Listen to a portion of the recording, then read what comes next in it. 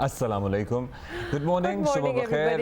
रात हम काली करके यहाँ बैठे हुए हैं, शायद आपको ड्यूरिंग द शो हमारी आंखों से पता लगे, क्योंकि 1:30 बजे तक तो ये सिलसिला चल रहा था, फिर 2:30-3 बजे तक अफसोस का सिलसिला जारी रहा। And I will be very honest, after ages you know ज़रा आंखें नम हुई, रोना भी आया, गमज़दा तो हम होते ही हैं, हर दफ़ा पाकिस्तान मैच हार जाता है जब, लेकिन कल कुछ और था, क्योंकि हम अपने जहन में तकरीबन, हमारे कपड़ों से भी आपको लग रहा होगा, ये सोच चुके थे, और कपड़े हम रात को ही तैयार कर लेते हैं ज़रा वक्त से पहले, एज एन एक नहीं बचता उस सिलसिले में, कि हम ये मैच जीत चुके हैं और हमें ये मैच जीतना चाहिए भी था। अच्छा, क्यों ना सोचते हम? हाँ, क्यों ना सोचते हम, ये अच्छा सवाल है, क्योंकि हमने पहली इनिंग जो थी वो ऐसी ज़बरदस्त खेली जहां हमने इंडिया को ऑल आउट कर दिया, पूरे ओवर्स भी करने नहीं दिए। अब बताएं, इससे इस बात से अगर उम्मीद ना बंधे तो और क्या चाहिए? ऑब्वियसली खुश हो गए थे, ऑब्वियसली एक्सपेक्टेशन जो थी वो स्काई रॉकेट हो गई थी, बिकॉज जब भी इंडिया पाकिस्तान टाकरे हुए हैं, इस तरह मैचेस हुए हैं, तो वी नेवर, हमारी बिगिनिंग भी कभी इस तरह नहीं होती, तो लिहाजा बिगिनिंग ने हमें बहुत शदीद होपफुल कर दिया।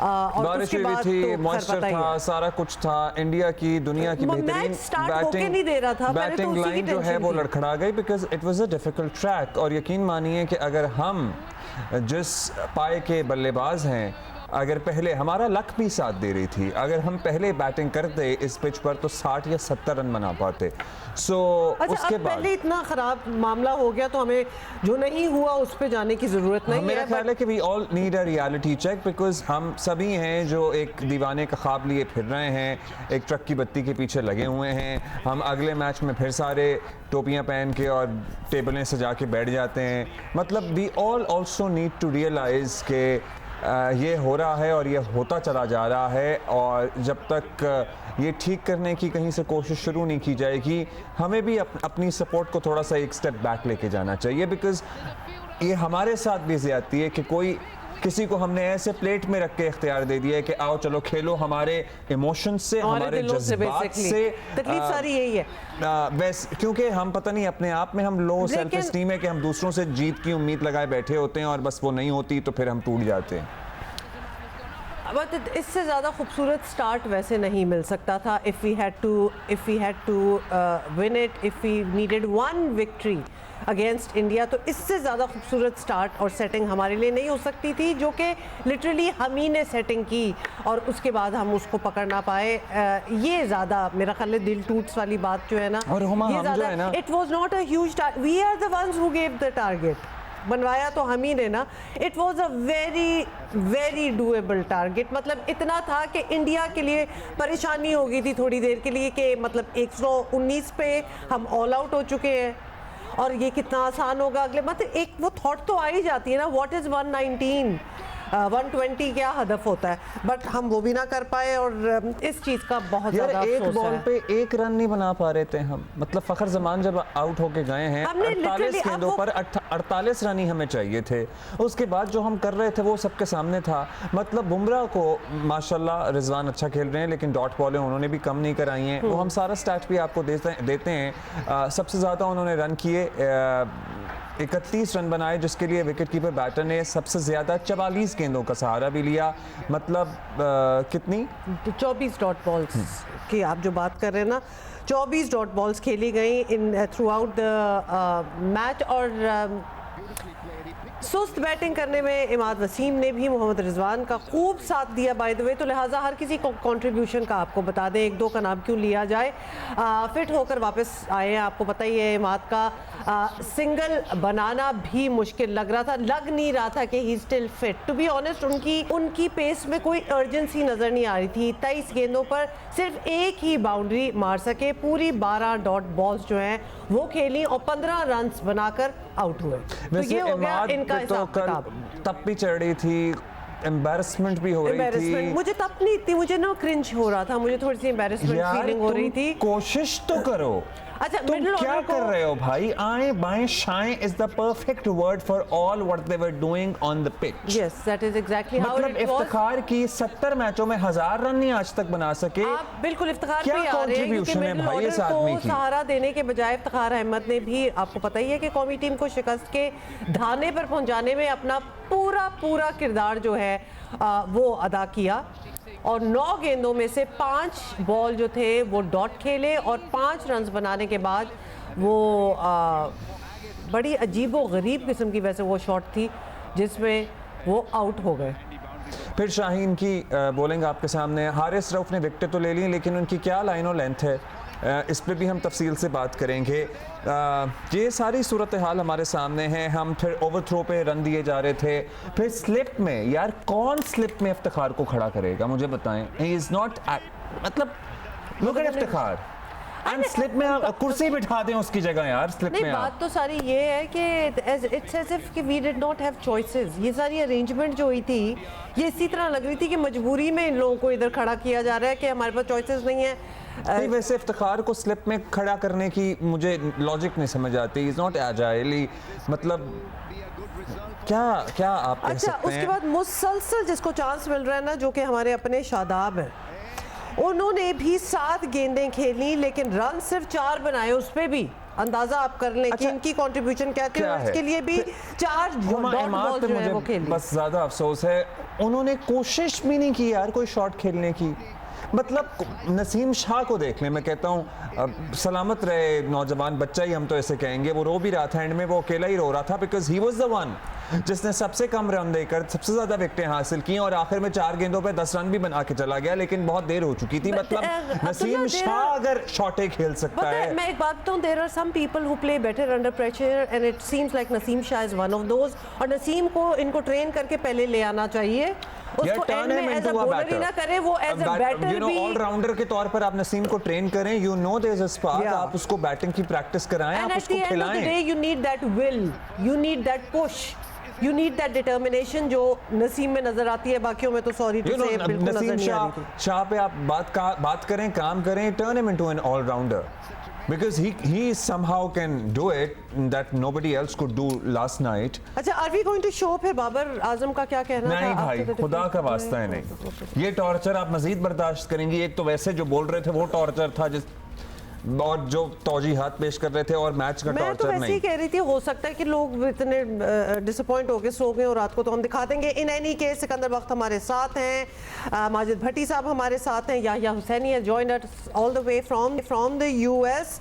पहले ज़रा याह्या से बात इसलिए कर लेते हैं कि आप ज़रा वहाँ हैं, आपको ज़्यादा ज़ोर से लगी होगी ये हार हमारी। हम सारों को तो इधर बैठे हुए लगी है। याह्या, अपने तासुरात बताएं, what went right, what went wrong, थोड़ा सा ओवरऑल तज्जिया दें। मैं क्या तज्जिया दूं? हुमा, सबसे पहले तो आपको अस्सलाम वालेकुम। वालेकुम सलाम। बड़ी अच्छी आप लोगों ने गुफ्तगू की है, और आपने इस नाकामी का पोस्टमार्टम करने के लिए बहुत सारे नामों को इस वक्त अपनी गुफ्तगू का हिस्सा बनाया है। और मैं साथ साथ स्क्रीन पर देख रहा था, नीचे टिकर चल रहे हैं chairman cricket board Syed Mohsin Raza Naqvi साहब के। वो कह रहे हैं सर्जरी की ज़रूरत है, वो कह रहे हैं पोस्टमार्टम की ज़रूरत है, वो कह रहे हैं बाहर बैठे हुए टैलेंट को वापस लाने की ज़रूरत है। मुझे हंसी आ रही है। और आपने कहा कि क्या न्यूयॉर्क में माहौल है, तो मैं जब न्यूयॉर्क पहुंचा था उस वक्त एक सानिया हो चुका था, डैलस में हम अमेरिका से हार चुके थे। और मैं जब इधर पहुंचा तो एक आहो फुगा थी पाकिस्तान में कि जी बाबर आजम अपने कमरे से बाहर नहीं निकले, उनके वालिद साहब कह रहे हैं, और हमारे खिलाड़ी जो हैं वो खाना नहीं खा रहे। लेकिन मैंने जो यहाँ पहुँच कर देखा, ऐसा कुछ भी नहीं था। बहुत रिलैक्स थे लड़के, बहुत नॉर्मल थे, वैसे ही लोग उनको लेने के लिए आ रहे थे, वैसे ही होटल के बाहर रश लगा हुआ था, वैसे ही घूम फिरना लगा हुआ था। और उसके बाद जो सबसे ज़्यादा मैं सरप्राइज हुआ, और मैच से एक दिन पहले जो पाकिस्तान टीम के coach Gary Kirsten press conference करने के लिए आते हैं, उन्होंने इतनी फनी बातें की और मैं इस बात को लेकर सर पकड़ कर बैठा हुआ था। उनसे पूछा गया, एक भारतीय साफ़ी ने उनसे पूछा कि गैरी कर्स्टन साहब ये बताइए कि कुछ अरसे पहले आप भारत के कैंप में थे, अब आप पाकिस्तान के कैंप में हैं, क्या कहना चाहेंगे? तो उन्होंने कहा मैं जब उधर था तो उधर के बारे में सोचता था, इधर हूँ तो इधर के बारे में सोचूंगा। और हैरानकुन तौर पर मैं सिर्फ आपको एक उनका जुमला यहाँ शेयर करना चाहूंगा। उन्होंने कहा मेरे तो सिर्फ 13 दिन हुए कोचिंग के, तो 13 दिन में मैं क्या कर लूंगा? तो कल उनसे ये पूछा गया कि आप इस शिकस्त का जिम्मेदार किसको समझते हैं? कल भी वही आए थे प्रेस कॉन्फ्रेंस करने के लिए बाबर आजम की कप्तानी को। तो कल उन्होंने कहा कि मैं बहुत ज्यादा दिल बर्दाश्त हूँ। बात दरअसल ये, अब्दुल्ला और हुमा, आप लोग इमाद वसीम को रगड़ा लगा रहे हैं, आप लोग यहाँ पर शाहीन शाह अफरीदी को रगड़ा लगा रहे हैं, आप लोग यहाँ पर शादाब को रगड़ा लगा रहे हैं, आप लोग यहाँ बात कर रहे हैं कप्तान बाबर आजम की। तो सबसे पहले तो मेरा ख्याल है कि क्रिकेट बोर्ड को अपना किबला दुरुस्त करने की जरूरत है। आज मुझे बहुत ज्यादा शिद्दत के साथ चौधरी ज़का अशरफ साहब याद आ रहे हैं। पिछले साल जब हम वर्ल्ड कप में हारे थे तो उन्होंने चीफ सेलेक्टर इंजमामुल हक को भी घर भेज दिया था, उन्होंने बाबर आजम को कप्तानी से भी उतार दिया था, और सैयद मोहसिन रजा नकवी साहब ने आते ही बाबर आजम को इस टीम का कप्तान बना दिया। तो मैं आपसे ये पूछना चाहता हूं कि आप ये पूछ रहे हैं कि पाकिस्तान टीम हारी कैसे है। अगर आपको याद हो, डैलस में आप पिछले 4 साल से हारिस रऊफ को कैरी कर रहे हैं, शाहीन आफरीदी को कैरी कर रहे हैं, नसीम शाह को कैरी कर रहे हैं, और आपके कप्तान ने सुपर ओवर के लिए उस बॉलर का इंतखाब किया जिसका नाम मोहम्मद आमिर था। ये उनका कप्तानी का लेवल है। फिर आप कल देखिए, कल भारत के खिलाफ मैच में जब आपको 60 गेंदों पर 62 रन की जरूरत थी तो उन्होंने बैटिंग ऑर्डर में इमाद वसीम को प्रमोट कर दिया, जिनको आप कह रहे हैं कि उनकी वजह से पाकिस्तान मैच हार गया। और आप शादाब खान को एज ए बैट्समैन खिला रहे थे। गेंद तो कराई नहीं, जो बैटिंग का हाल था शादाब का कल भी और इससे पहले भी। शादाब को बैटिंग के लिए भेज दिया।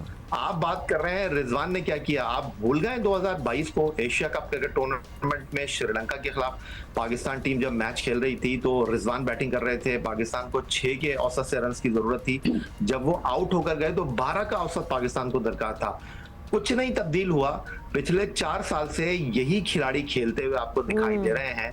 अगर यही खिलाड़ी खेलेंगे तो फिर पाकिस्तान कैसे आगे बढ़ेगा? मेरा सबसे सिंपल सवाल आपसे यह है, आप बाबर आजम को कप्तान लेकर चल रहे हैं, ये तीसरा आईसीसी वर्ल्ड टी20 है। मेरी तो दुआ है कि पाकिस्तान टीम अगले 2 मैच जीते, एक बार फिर हम वहीं पर आकर खड़े हो गए कि वो उससे जीत जाए, हम उससे हार जाएं।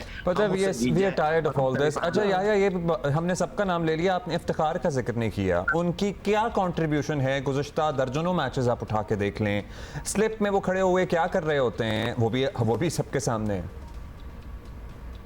देखिए अब्दुल्ला, बात दरअसल ये है कि जो चेयरमैन क्रिकेट बोर्ड कह रहा है ना, सर्जरी करने की जरूरत है। इन्होंने कहा था सबसे पहले आते ही पाकिस्तान क्रिकेट टीम के खिलाड़ियों से कि मैं वो बंदा हूं जो सियासत बर्दाश्त नहीं करूंगा, ग्रुपिंग बर्दाश्त नहीं करूंगा, मैं पूरी टीम तब्दील कर दूंगा।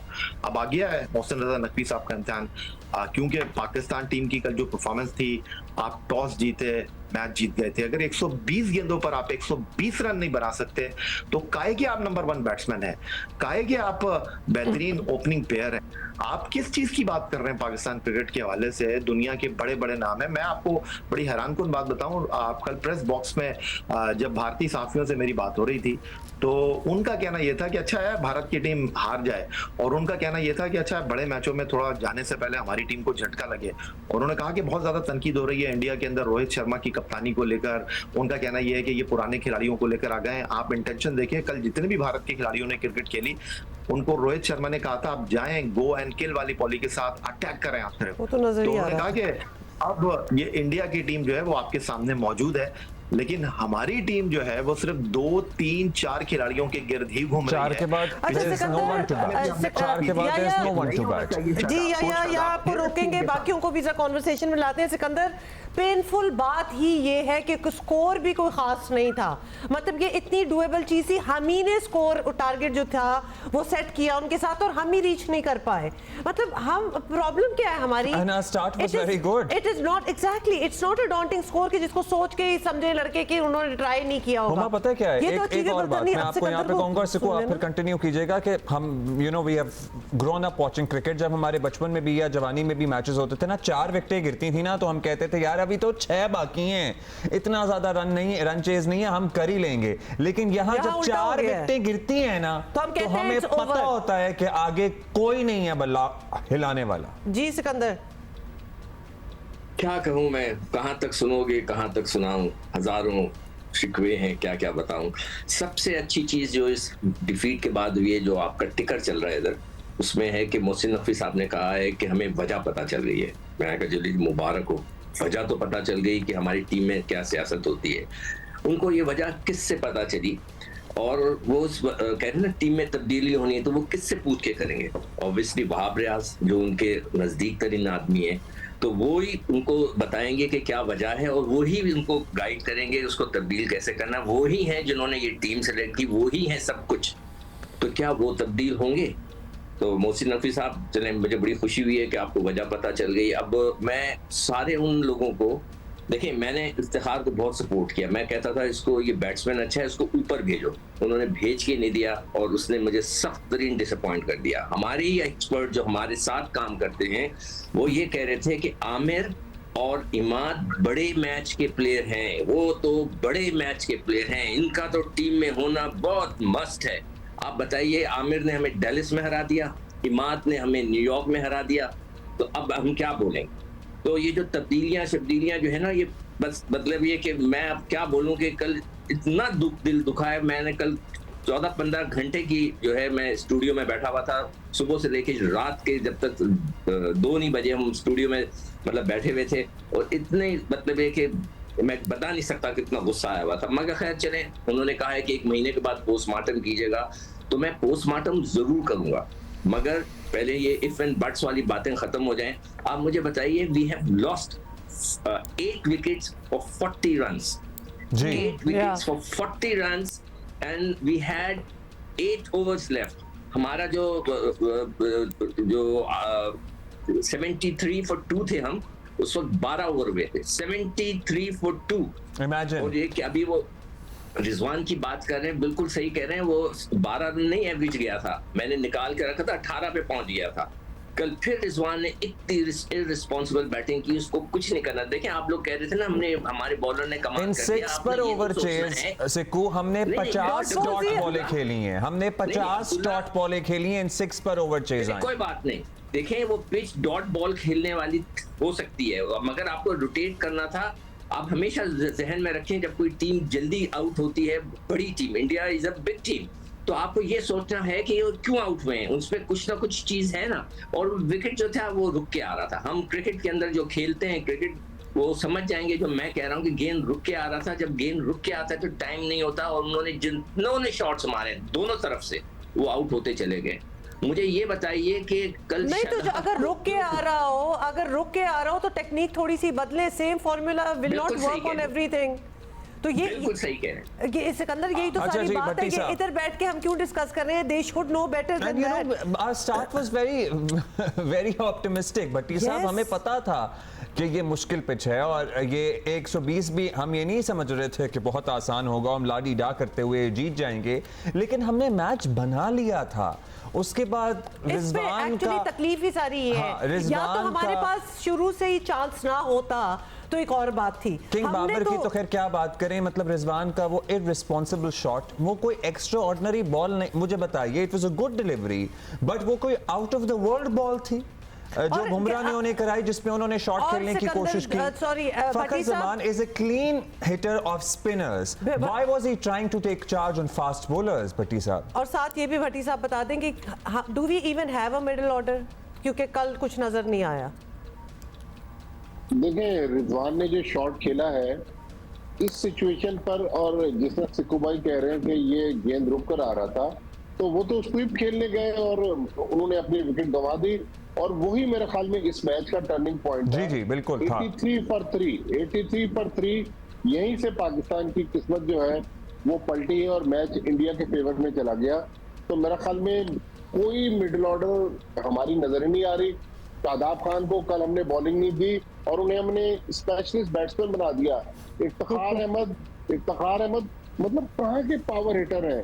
बाबर आजम, रिजवान, फखर जमान ने जो स्ट्रोक खेला, और इमाद को ऊपर भेजने का क्या तुक था, ये समझ नहीं आई। देखिए, ये वैसे भट्टी साहब ये भी बता दें कि बैटिंग ऑर्डर कैसे चेंज होता है, कौन डिसाइड कर रहा होता है? उस वक्त कर रहा है ज़ाहिर है, मतलब सारी तो कप्तान और कोच ही कर रहे होते हैं। लेकिन मेरे ख्याल में जो आपने बात की ना शुरू में कि इमाद वसीम का फिटनेस लेवल या उनके खेलने का अंदाज ये वो नहीं है जो हमने 2019 में अफगानिस्तान के खिलाफ हेडिंगले लीड्स में देखा था इमाद वसीम को।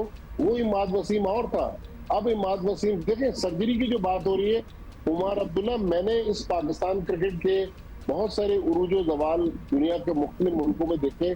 मेरे ख्याल में इस वक्त जो पाकिस्तान की क्रिकेट टीम क्रिकेट खेल रही है, हम इस्तिया दौर से गुजर रहे हैं।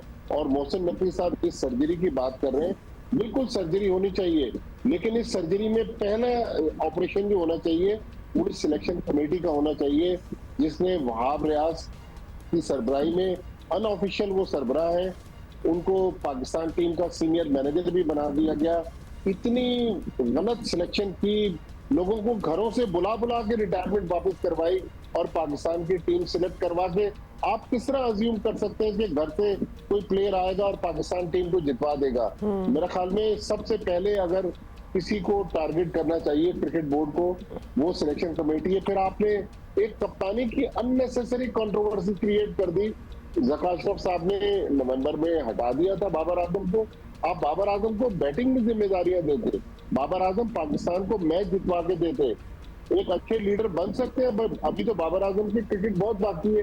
तो मुझे समझ नहीं आ रहा कि हमारी क्रिकेट कहाँ जा रही है। हम वर्ल्ड कप जीतने की बात कर रहे हैं और 120 रन हमसे बन नहीं रहे।